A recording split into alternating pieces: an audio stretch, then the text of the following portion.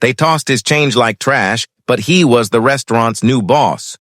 The sound of coins hitting the floor is one of the most humiliating sounds a person can hear. Each clink, each roll across the tile was like a dagger cutting through the air.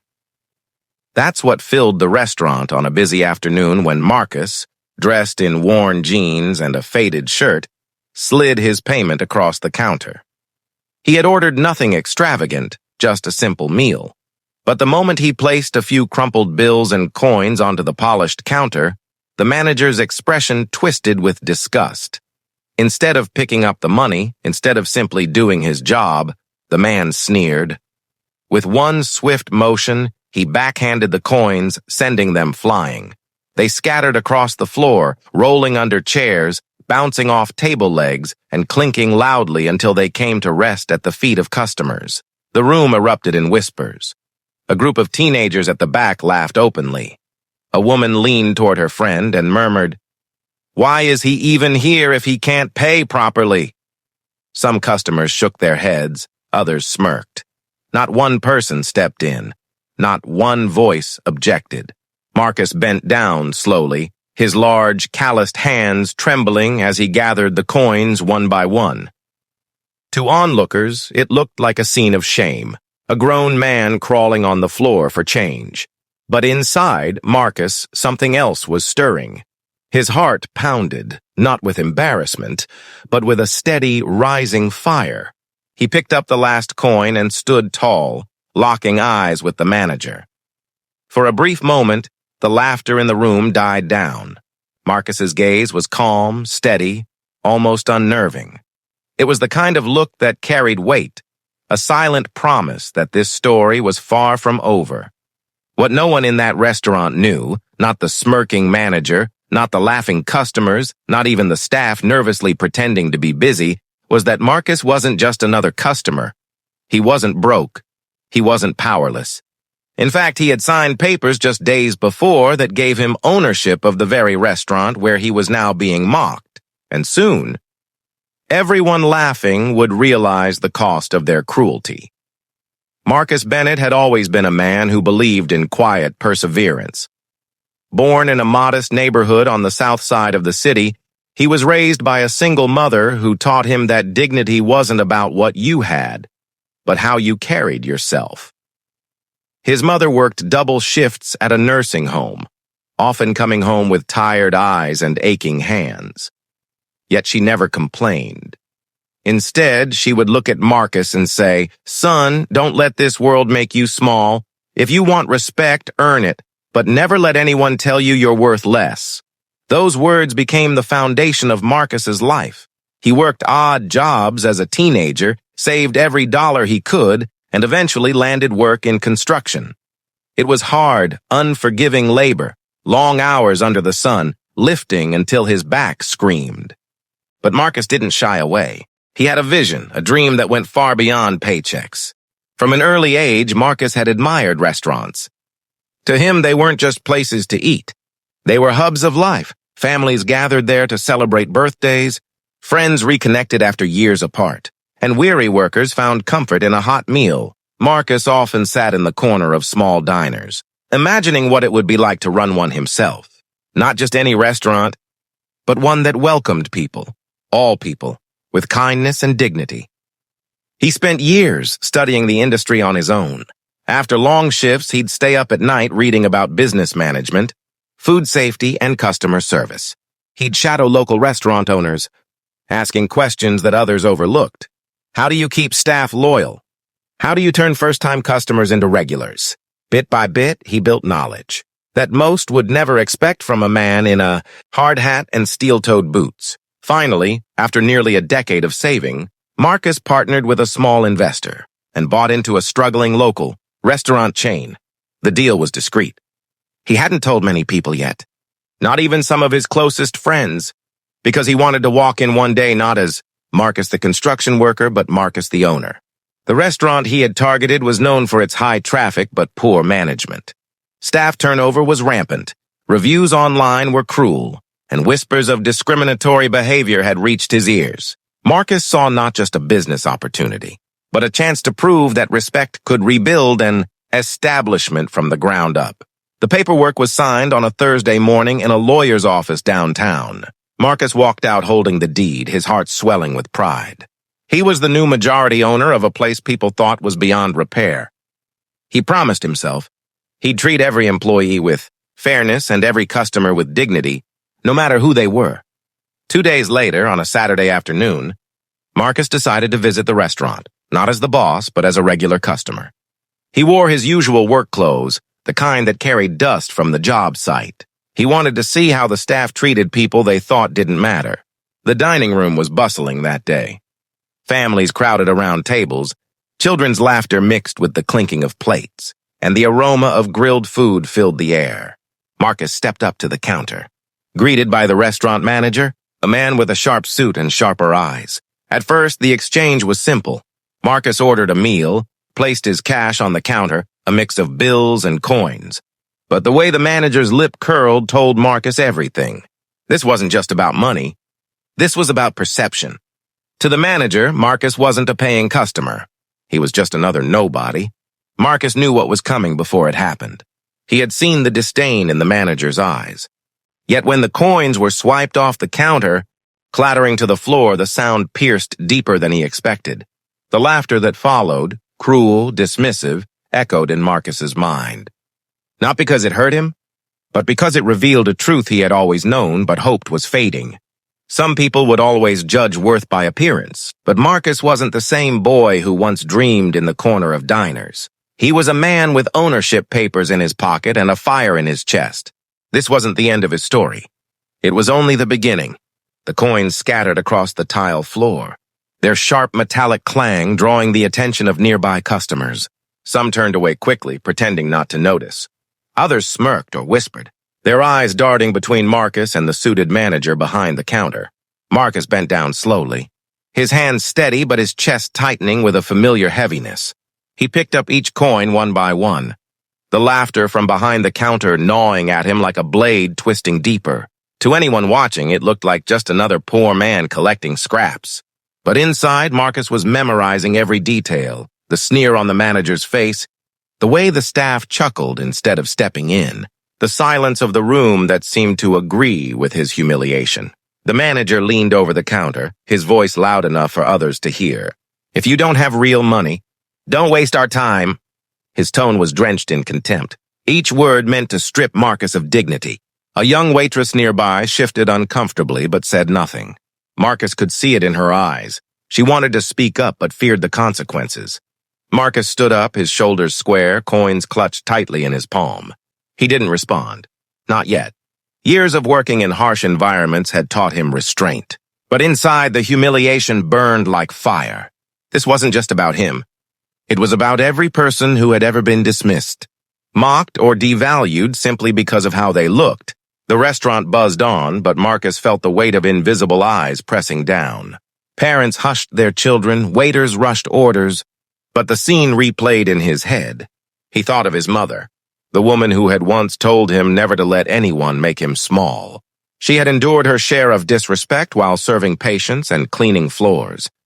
But she had held her head high. Marcus knew he owed it to her and to himself to stand taller than this moment. Still, he played the role of the quiet customer. He placed the coins back on the counter, his voice calm as he repeated his order. The manager, visibly irritated that Marcus hadn't snapped or stormed out, shoved the receipt across the counter with unnecessary force. When Marcus sat down to wait, the stares followed him. He could hear faint laughter from a table nearby, see the side eyes of customers who had witnessed everything. To them, it was entertainment. To Marcus, it was data. He was watching, listening, taking note of every crack in this establishment's culture. Minutes stretched like hours. His meal arrived, slammed on the table by the same manager, who didn't bother to say a word. The food was sloppy, carelessly thrown together, sauce spilling over the edges of the container. Marcus looked at it, then at the man who delivered it. Their eyes met. One pair filled with smug superiority, the other with quiet resolve. Marcus ate in silence, each bite heavy with meaning. He wasn't there for the food. He was there to see who this restaurant truly was when no one important was watching. But the humiliation wasn't over. As he stood to leave, balancing his tray, a group of teenagers nearby snickered. "Hey, man," one of them said, just loud enough for others to hear. "Don't drop your coins again." Their laughter rang out, cruel and careless. The manager chuckled too, shaking his head as if Marcus were nothing. More than a punchline in his workplace comedy. Marcus froze for just a second, the weight of the insult pressing on him. But then he walked steadily to the trash, disposed of his meal container, and headed toward the exit. He didn't lash out. He didn't argue. Instead, he carried himself with the quiet confidence of a man who already knew the truth. The story wasn't ending here. As he stepped outside, the cool air hit his face and his mind raced. He looked back through the glass doors, watching the manager strut around as if he had won some great battle. Marcus almost smiled. Because what that man didn't know, what nobody in that building knew, was that the tables were about to turn in a way they could never imagine. This wasn't just a lunch break.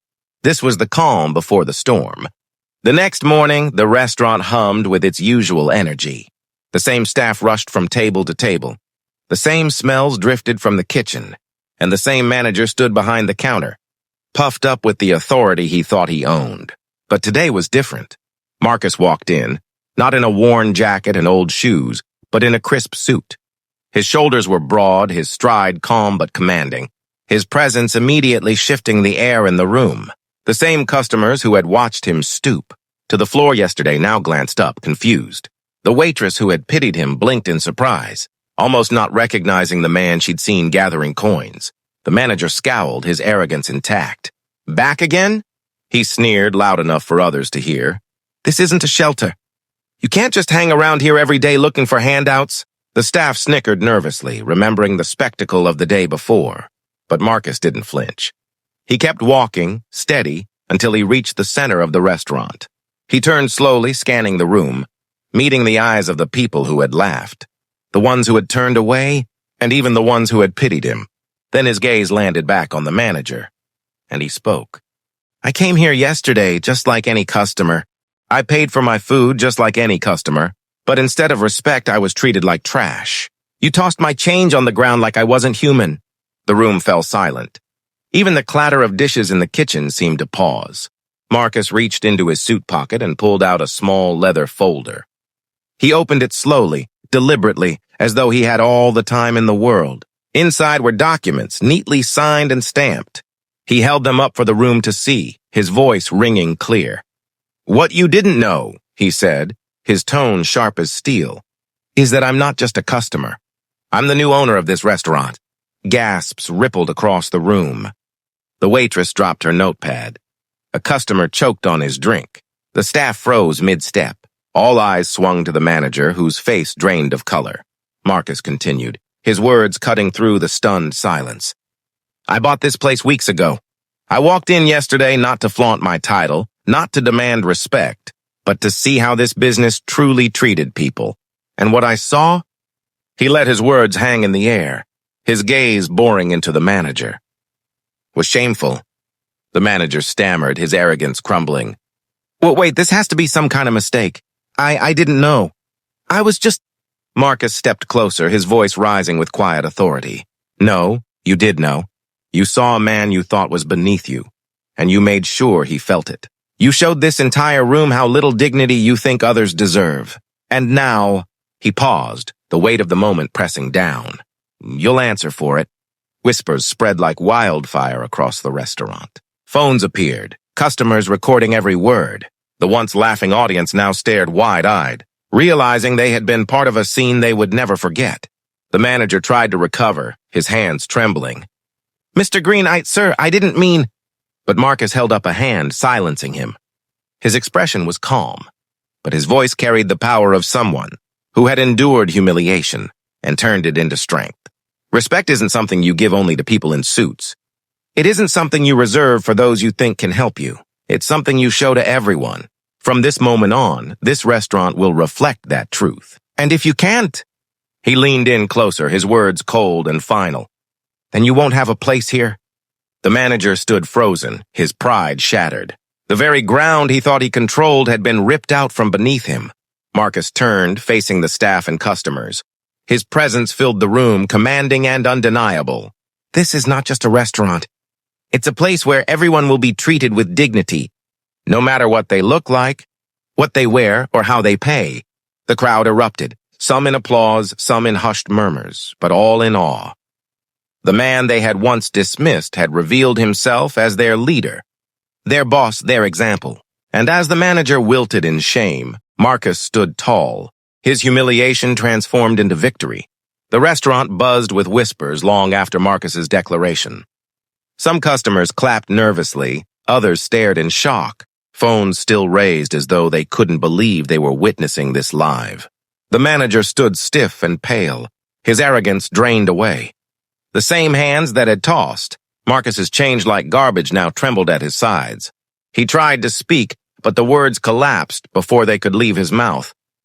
For the first time in years, he was the one feeling small, powerless, and exposed. Marcus, however, did not revel in the humiliation. He didn't need to. His victory wasn't in breaking the man down. It was in lifting a truth higher than anyone could ignore. He turned toward the waitress, the same young woman who had looked at him with pity the day before. Their eyes met. Instead of shame, she now looked at him with something deeper, respect. Marcus gave a small nod.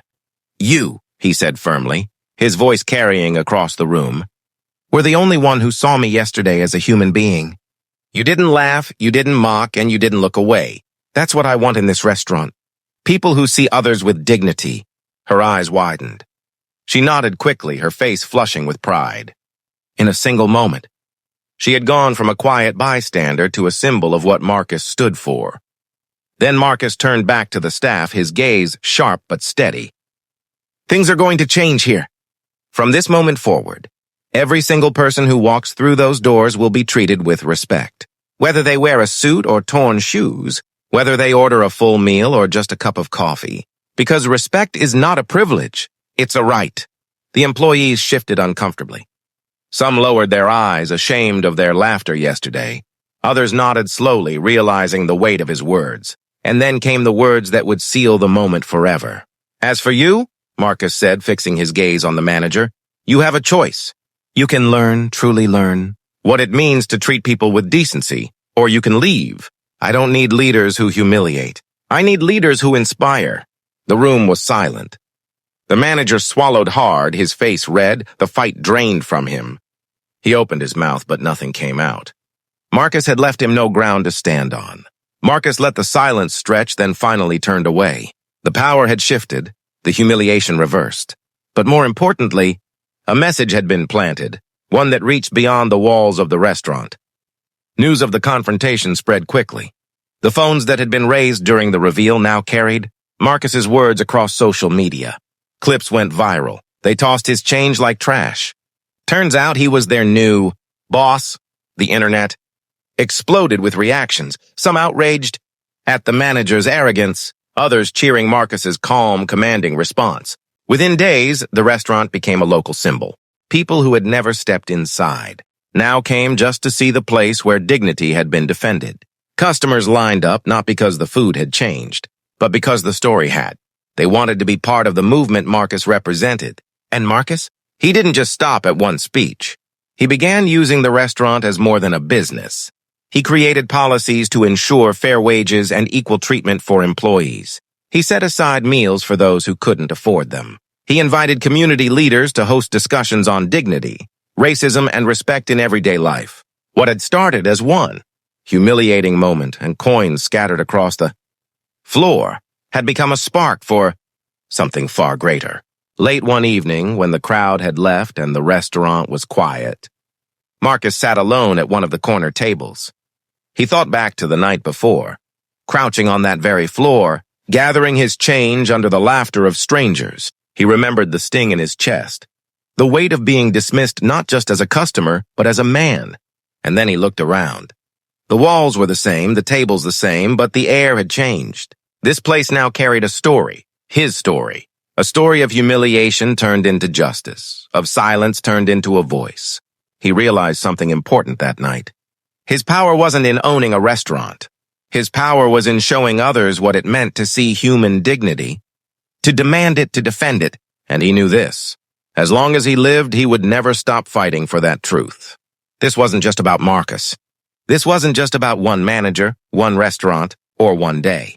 It was about the millions of moments, small and large, where people are dismissed, disrespected, or dehumanized because of what they look like, what they wear, or where they come from. Marcus's story became a reminder that dignity is not optional, that respect is not conditional, that justice is not something only the powerful deserve.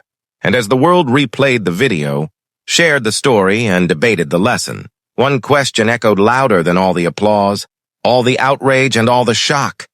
How many more times will we toss people's worth aside before we finally learn to see them as they are, human,